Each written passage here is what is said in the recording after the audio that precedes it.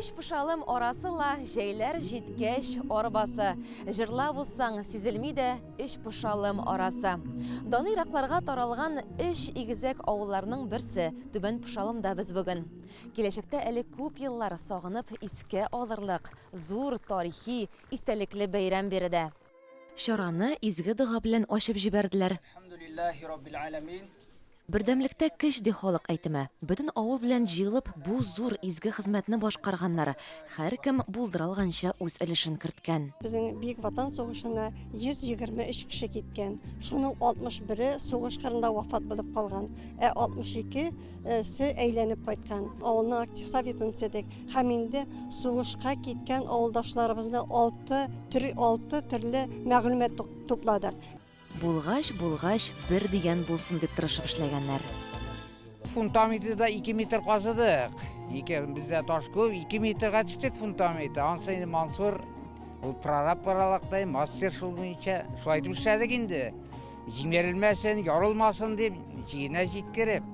Беренче рәтләрдә ак яулыклы дәү әниләр. Мондый тарихи көндә алар күз яшьләрен яшерми.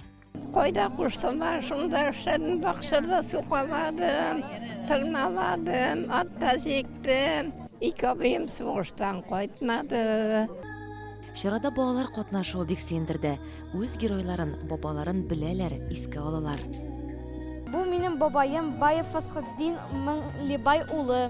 Ул Ленинградта сугышып кайтты, аягын өзеп, яраланды. Ул 1914 елда тулды һәм 1961 елда үлде. Мин бик гырладым, мин бабаем Ленинградта сугышып кайтканга. Кайсы гына шәһәрдә ятып калсалар да, алар бүген монда кайттылар. Орша, Әтнә, Кызылъюл районнарыннан 28502 кеше сугышка китә. Аларның яртысы кире әйләнеп кайтмый. 10 меңгә якыны хәбәрсез югалган. Шул югалып калганнарның инде 1000нән артыгын эзләп тапты. Район гайсына күреп барасыз, укып барасыз. Ул безнең эшебез, ул безнең менә авыл халкына, үзебезнең район халкына, үзебезнең ветераннарыбызга рәхмәт сүзе. Һәйкәл белән бер рәттән янәшәдә урнашкан борынгы кыйны да төзекләндереп, матурлап куярга булганнар. Мәктәпкә барып кайткач, минем беренче эшем шушы кыйыдан кимендә 10 чиләк 5 киянтә су кертү. 5 киянтә су, ул инде монча якмаганда. Монча яксак инде без аны тагын да күбрәк ташыйдык инде.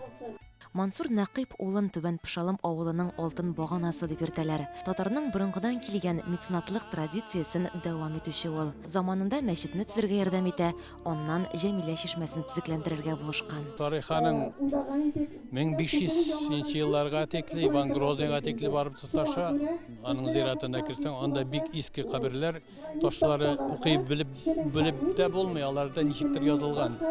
Аны инде академиклар, Татарстан академиясеннән килеп тикшерделәр. Бу авыл тегермәне булган, тегермәнле авыл бай авыллардан санала. Кибетләре булган, ниләре булган.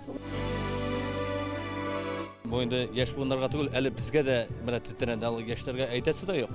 Менә безгә дә инде ул шушы тарихка кайту үземә шәхсән тәэсире бик көчле булды. Инде яшь буынга, бала чагаларга инде бу чыннан да аларга ул бер мәктәп, тәрбия.